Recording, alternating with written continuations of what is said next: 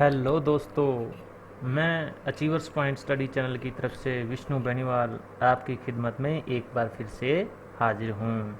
आज मैं आपके लिए लेकर आया हूँ आपकी कंटेम्प्रेरी इंडिया सेकंड यानी कि ज्योग्राफी की बुक का chapter number 7, life line of the national economy का पार्ट फर्स्ट। ठीक है, तो आज हम जो है नेशनल इकोनॉमी की जो लाइफलाइन है उसके बारे में पढ़ने जा रहे हैं। ठीक है, तो ये वीडियो स्टार्ट करने से पहले मैं आपसे एक इल्तजा करता हूँ कि कृपया आप अचीवर्स पॉइंट के स्टडी चैनल को सब्सक्राइब करें और जिन भी दोस्तों ने सब्सक्राइब किया है वो बेल आइकन ज़रूर दबाएं ताकि नए वीडियो का नोटिफिकेशन आपके पास जल्द से जल्द पहुँचे। तो आइए अब ये वीडियो स्टार्ट करते हैं। सबसे पहले देखते हैं आज हम इस वीडियो के अंदर क्या पढ़ने जा रहे हैं। तो इस वीडियो के कंटेंट्स हैं, सबसे पहले हम पढ़ेंगे lifeline of Indian economy chapter का इंट्रोडक्शन। उसके बाद पढ़ेंगे कि डिफरेंट मोड ऑफ ट्रांसपोर्ट कौन कौन से होते हैं। फिर हम डिफरेंट मोड ऑफ ट्रांसपोर्ट में से रोडवेज और उसका महत्व क्यों है भारत के अंदर, क्यों ज़्यादा महत्वपूर्ण है रोडवेज, वो पढ़ेंगे। और लास्ट में हम पढ़ेंगे रोड्स का क्लासिफिकेशन, यानी रोड्स की डिफरेंट डिफरेंट कैटेगरीज कौन सी होती है। तो आइए दोस्तों हम स्टार्ट करते हैं सबसे पहले इंट्रो से कि आज के समय के अंदर भारत जो है अपने बड़े साइज, अपनी विभिन्नता, भाषाई, सामाजिक, सांस्कृतिक प्लुरैलिटी के बावजूद भी पूरे विश्व से बहुत ही अच्छी तरीके से जुड़ा हुआ है। ठीक है, तो इसके अंदर यानी कि इस मॉडर्न इंडिया के अंदर railways, Airways, waterways, newspaper, radio, television, cinema और इंटरनेट, ये सभी इस देश की सोशियो इकोनॉमिक प्रोग्रेस के अंदर डिफरेंट डिफरेंट वेज से कंट्रीब्यूट करते हैं।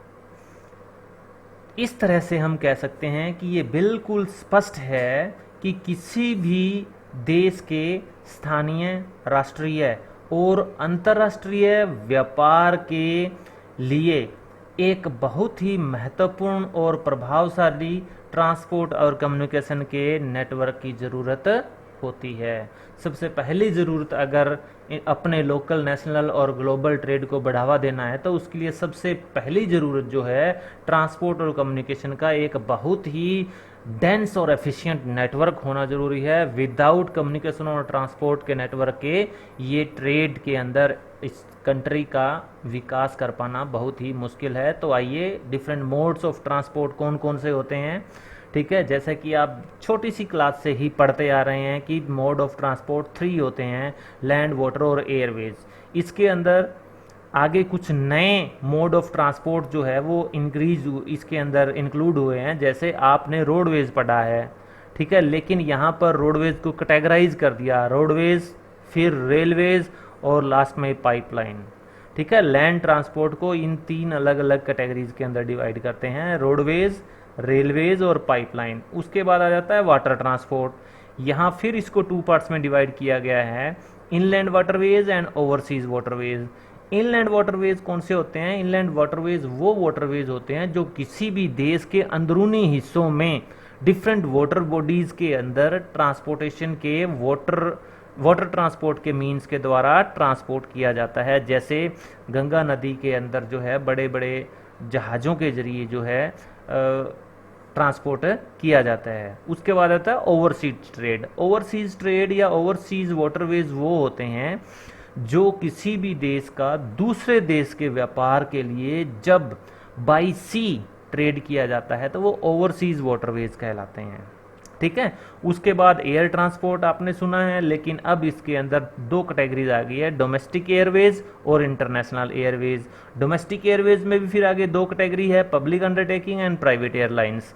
पब्लिक अंडरटेकिंग का मतलब गवर्नमेंट एयरलाइंस जो सी है वो, और डोमेस्टिक एयरवेज कौन से होते हैं? घरेलू, यानी इंडिया जैसे हमारा घर है तो हमारे घर के अंदर अंदर इंडिया के डिफरेंट डिफरेंट स्टेट्स के अंदर जो एयरलाइंस या एयरवे का सिस्टम है उसको डोमेस्टिक एयरवेज बोलते हैं। इसको 2 कैटेगरी में हम डिवाइड कर सकते हैं, पब्लिक अंडरटेकिंग यानी government airlines and private airlines. ठीक है, उसके बाद इंटरनेशनल एयरवेज। ठीक है, दूसरा आ जाता है इंटरनल एयरवेज। इसके अंदर मोस्टली जो है इसको डिफरेंट डिफरेंट कैटेगरी के अंदर डिवाइड नहीं किया गया है। तो इस तरह से हमने देखा कि ये डिफरेंट मीन्स ऑफ ट्रांसपोर्ट कौन कौन से भारत के अंदर यूज किए जाते हैं।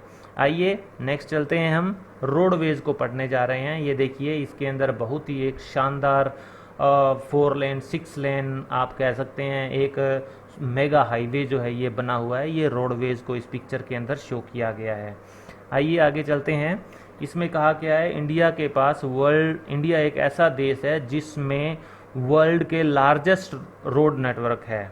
ठीक है, यानी कि वर्ल्ड में जो लार्जेस्ट रोड नेटवर्क वाले देश हैं उनमें से भारत भी एक है। और भारत में प्रेजेंट के अंदर यानी करंट के अंदर 5.5 मिलियन किलोमीटर के रोड्स बने हुए हैं।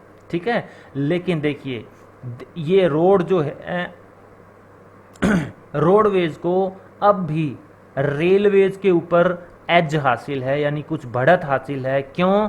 क्योंकि रोड्स को बिल्ड करना और उनको मेंटेन करना इजी रहता है। ठीक है, यानी इनकी बनाने में और उनकी मेंटेनेंस में जो आसानी होती है उसके कारण रोडवेज को रेलवेज की बजाय कुछ बढ़त हासिल है भारत के अंदर। आइए अब पढ़ते हैं कि रोडवेज को इतनी ज़्यादा इम्पोर्टेंस क्यों दी जाती है। तो वो इम्पोर्टेंस इन कुछ रीजन्स के कारण दी जाती है। सबसे पहला रीज़न ये है कि कंस्ट्रक्शन कॉस्ट ऑफ रोड्स जो है वो रेलवे लाइंस के कंस्ट्रक्शन से बहुत लो रहता है, बहुत सस्ता पड़ता है रोड बनाना। रेलवे लाइन बिछाने की अपेक्षा रोड बनाना जो है वो उसमें कॉस्ट कम लगती है, सस्ता पड़ता है, इसलिए ये ज़्यादा इम्पोर्टेंट है। दूसरा, roads can travel across more dissected and undulating topography. Dissected होता है दूर दराज के क्षेत्र, दूर दूर। ठीक है, अंडुलेटिंग होती है उबड़ खाबड़, जैसे अपने थार डेजर्ट के अंदर सैंड ड्यून्स होते हैं, या हिमालय के अंदर जो है माउंटेन टॉप्स होते हैं, और या फिर जो अपने डेक्कन प्लेटो के अंदर प्लेटो रीजन में भी जो है अंडुलेटिंग टोपोग्राफी होती है सरफेस ऑफ द अर्थ। ठीक है, तो कहते हैं कि रोड्स जो है वो उबड़ खाबड़ क्षेत्रों से और कटे हुए क्षेत्रों में भी रोड्स जो है आसानी से बनाए जा सकते हैं और आसानी से ट्रैवलिंग इन रोड्स पर की जा सकती है। नेक्स्ट आ जाता है, roads can negotiate higher slope in mountain regions. ठीक है, नेगोशिएट का मतलब यहाँ है पास ओवर। ठीक है, कि रोड जो है पहाड़ी क्षेत्रों के जो ढलान वाले क्षेत्र है वहाँ से भी रोड पास कर सकते हैं, वहाँ से भी रोड जो है वो बन सकते हैं। ठीक है, नेक्स्ट पॉइंट है, road transport is economical in transporting few person and smaller amounts of goods over short distance. कि जब भी हमें छोटी दूरी पर कुछ लोगों को या थोड़े से सामान को ट्रांसपोर्ट करना होगा तो वहाँ पर रोड ट्रांसपोर्ट जो है वो चीप रहता है, इकोनॉमिकल, सस्ता रहता है। ठीक है, और नेक्स्ट है, इसकी सबसे बड़ी खासियत ये है कि रोड्स जो है वो door to door service provide करता है, जबकि रेलवे या एयरलाइन ऐसा नहीं कर सकते, इसलिए भी रोडवेज का ज़्यादा महत्व है। और लास्ट पॉइंट है, road transport is also used as a feeder to other modes of transport. ठीक है, रोड ट्रांसपोर्ट जैसे दूसरे मोड ऑफ ट्रांसपोर्ट है, चाहे वो एयरवेज है और चाहे वो वाटरवेज है, तो उन सभी के लिए जैसे वाटरवेज, जैसे बड़े बड़े शिप्स हैं वो तो जो अपने सी पोर्ट्स होती है वहाँ पर आकर रुक जाएंगे, उसके बाद पूरे देश से सी पोर्ट तक सामान कौन पहुँचाएगा? रोड ट्रांसपोर्ट पहुँचाएगा। अब मान लीजिए दिल्ली इंदिरा गांधी इंटरनेशनल एयरपोर्ट से आपको अमेरिका जाना है, तो जहाज़ तो आपके घर नहीं आएगी, एरोप्लेन तो आपके घर आ नहीं सकता, इसलिए जो इंदिरा गांधी एयरपोर्ट है वहाँ तक तो बाई रोड ही जाना पड़ेगा। इसीलिए तो कहा गया है कि रोड ट्रांसपोर्ट क्या है, अदर मोड ऑफ ट्रांसपोर्ट के लिए फीडर का काम करता है, यानी एक सप्लायर का काम करता है। तो ये हमने पढ़े importance of road transportation. Road transport दूसरे ट्रांसपोर्ट की अपेक्षा इतना ज़्यादा इम्पोर्टेंट क्यों है। तो यहाँ हम एक नया टॉपिक पढ़ने जा रहे हैं नेक्स्ट पेज पर, क्लासिफिकेशन ऑफ रोड्स। ठीक है, कि इंडिया के अंदर रोड्स को उनकी कैपेसिटी यानी उनके यूज़ के अकॉर्डिंग, उनकी कैपेसिटी के अकॉर्डिंग 6 अलग अलग क्लासेस यानी वर्गों के अंदर डिवाइड किया जाता है। सबसे पहला आ गया गोल्डन क्वाड्रिलेटरल सुपर हाईवेज। ठीक है, इसको हिंदी में बोलते हैं स्वर्णिम चतुर्भुज राष्ट्रीय राजमार्ग। ठीक है, तो गवर्नमेंट ने जो है एक रोड डेवलपमेंट प्रोजेक्ट जो है वो लॉन्च किया था, जिसके ज़रिए सरकार ने जो मेजर मेट्रोपॉलिटन सिटीज़ है और देश के जो एक्सट्रीम पॉइंट है, जैसे extreme north, extreme south, extreme east और एक्सट्रीम वेस्ट को मिलाने के लिए 6 लेन के सुपर हाईवेज बनाने की एक योजना बनाई। ठीक है, इस योजना का मुख्य ऑब्जेक्टिव, मेन उद्देश्य था इन सुपर हाईवेज के जरिए जो मेगा सिटीज है इंडिया के, उनकी दूरी और उन तक पहुंचने के समय को कम करना, यानी ज़्यादा देरी जो लगती थी उस देरी को कम करने के लिए ये स्कीम लॉन्च की गई थी। और ये स्कीम जो है वाजपेयी गवर्नमेंट ने लॉन्च की थी, और अब ये सुपर मेगा 6 लेन सुपर हाईवेज बनकर तैयार हो गए हैं। और इसलिए आप देखते हैं कि बड़े बड़े शहरों तक पहुंचने के लिए अब कोई ज़्यादा टाइम नहीं लगता। इसी मकसद के लिए ये बनाए गए थे। और इन प्रोजेक्ट्स को इम्प्लीमेंट किसने किया था? गोल्डन क्वाड्रिलेट सुपर हाईवेज को national highway authority of India, इसको शॉर्ट में बोलते हैं NHAI। ठीक है, NHAI। ठीक है, NHAI जो है इस पूरे प्रोजेक्ट को इम्प्लीमेंट, यानी ये रोड कंस्ट्रक्शन का और इन हाईवेज के मेंटेनेंस का काम जो है वो NHAI का है। नेक्स्ट आ जाता है नेशनल हाईवेज। नेशनल हाईवेज ये देश के दूर दराज के हिस्सों को आपस में जोड़ते हैं। जैसे these are the primary road system, ये जो है प्राथमिक सड़क व्यवस्था है इंडिया की, और इसको बनाया और मेंटेन किया जाता है सेंट्रल पब्लिक वर्क्स डिपार्टमेंट के द्वारा, यानी PWD डिपार्टमेंट वो आपने सुना होगा। जब आप PWD डिपार्टमेंट सुनते हैं तो वो होता है स्टेट PWD, SPWD, लेकिन ये क्या है? सेंट्रल पब्लिक वर्क्स कमीशन जो है नेशनल हाईवेज को कंस्ट्रक्ट और उनको मेंटेन करता है। नेक्स्ट आ जाते हैं स्टेट हाईवेज। ठीक है, road linking a state capital with the different district headquarters are known as state highways. ठीक है, कि किसी भी स्टेट की राजधानी को जब उसके जिलों के मुख्यालयों से जोड़ा जाए तो ऐसे जो रोड होते हैं उनको स्टेट हाईवेज बोलते हैं।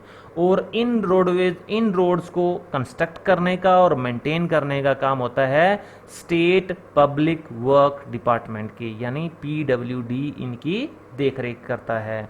तो इस तरह से देखिए, सबसे पहली कैटेगरी हमने गोल्डन क्वाड्रिलेटरल सुपर हाईवेज की पढ़ी, उसके बाद नेशनल हाईवेज की पढ़ी, और तीसरी जो है स्टेट हाईवेज की पढ़ी। ठीक है, ये NHAI के द्वारा मेंटेन किए जाते हैं, नेशनल हाईवेज PWD के द्वारा मेंटेन किए जाते हैं, और स्टेट हाईवेज PWD यानी स्टेट पब्लिक वर्क डिपार्टमेंट के द्वारा मेंटेन किए जाते हैं। तो इस तरह से ये 3 कैटेगरी हमने पढ़ी। चौथी कैटेगरी आ जाती है, fourth category is district roads, यानी जिला सड़क। ठीक है, ये रोड क्या होते हैं? डिस्ट्रिक्ट हेडक्वार्टर को जिले के दूसरे अलग अलग हिस्सों से जोड़ते हैं, इनको डिस्ट्रिक्ट रोड कहा जाता है। और ये इन रोड्स को बनाना और मेंटेन करना जिला परिषद का काम होता है। किसका काम होता है? जिला परिषद का काम होता है। नेक्स्ट आ गए अदर रोड्स। इसके अलावा दूसरे रोड कौन से हैं? रूरल रोड्स, अपने गांव के अंदर जो रोड होते हैं, जिनके जरिए ग्रामीण क्षेत्रों और गांव को शहरों से जोड़ा जाता है, ऐसे रोड जो है इस कैटेगरी के अंतर्गत आते हैं।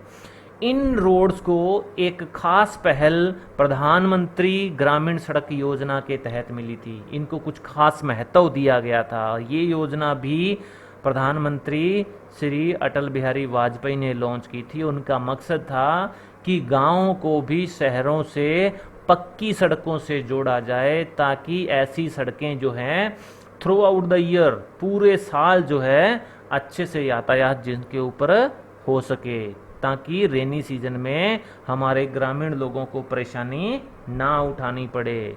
ये ऑब्जेक्टिव को देखते हुए प्रधानमंत्री ग्रामीण सड़क योजना को लॉन्च किया गया। ठीक है, नेक्स्ट कैटेगरी आ जाती है बॉर्डर रोड्स। ठीक है, यानी कि हमारे बॉर्डर पर जो रोड्स होते हैं स्ट्रेटेजिक वैल्यू वाले, यानी रणनीति युद्ध नीति के लिहाज से बनने वाले रोड्स, इनको कौन बनाता है? BRO, border road organisation. ठीक है, BRO जो है इन रोड्स को कंस्ट्रक्ट भी करता है और इनको मेंटेनेंस भी बीआरओ ही देखता है, और ये बीआरओ रोड सिर्फ बॉर्डर एरियाज के अंदर बनाता है, देश के अंदर नहीं, ठीक है। और देश के उत्तरी और उत्तरी पूर्वी सीमा क्षेत्रों के अंदर स्ट्रेटेजिक इंपॉर्टेंस वाली रोड यानी रणनीतिक महत्व वाली रोड बनाने के लिए, उनको डेवलप करने के लिए बीआरओ की स्थापना 1960 में की गई थी। इसका मेन मकसद ही बॉर्डर एरियाज के अंदर जो है रोड विकसित करना। आगे देखिए, आगे कुछ और कैटेगरीज आ जाती है, हालांकि वो मेजर कैटेगरीज नहीं है। तो ये कैटेगरीज किस आधार पर क्लासिफाई की जाती है, वो इस बेस पर क्लासिफाई की जाती है कि उनको कंस्ट्रक्शन के समय यानी उनको बनाते समय मटेरियल कौन सा यूज हुआ। वो देखिए, मेटल रोड, मेटल रोड होता है पक्के रोड, ठीक है। Metal road may be made of cement, concrete और even bitumen of coals, so these are called all weather road, ठीक है। कि मेटल रोड जो है सीमेंट से, कंक्रीट से, कोयले से, कोयले के जो बिटुमिन होता है, कोयले का जो एक पार्ट होता है, उससे इनको बनाया जाता है, इसलिए इनको सभी मौसम का रोड कहा जाता है, ऑल वेदर रोड। ऐसा रोड जो सभी मौसम के अंदर अच्छे से काम करें। उसके बाद नेक्स्ट कैटेगरी है अनमेटल्ड रोड। अनमेटल्ड रोड का मतलब यहाँ पर है कच्ची सड़कों से, ठीक है। हमारे जो खेतों के रास्ते होते हैं या गांव, कई रास्ते ऐसे भी है जो गांव से गांव जोड़ने वाले रास्ते भी कच्चे अभी तक हैं, ठीक है। तो ये अनमेटल्ड रोड होते हैं, ये क्या होते हैं, रेनी सीजन के अंदर आउट ऑफ यूज हो जाते हैं, यानी कीचड़ वगैरह भर जाता है, यहाँ से निकलना, इस रास्ते से निकलना मुश्किल हो जाता है, ठीक है। तो ये एक तरह से कंस्ट्रक्शन के मटेरियल के आधार पर ये दो कैटेगरीज बनाई गई है, मेटल्ड एंड अनमेटल्ड रोड। तो इस तरह से हमने ये डिफरेंट कैटेगरीज पढ़ी है, और मैं उम्मीद करता हूँ कि आपको ये सारे टॉपिक, इसमें दो मेजर, आज के वीडियो के अंदर 2 मेजर क्वेश्चंस बन रहे हैं। पहला है importance of roadways and second the classification of roads, ठीक है।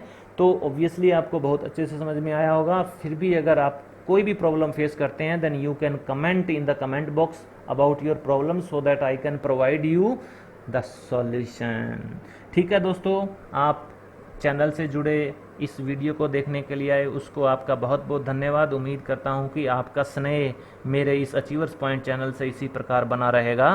Thank you.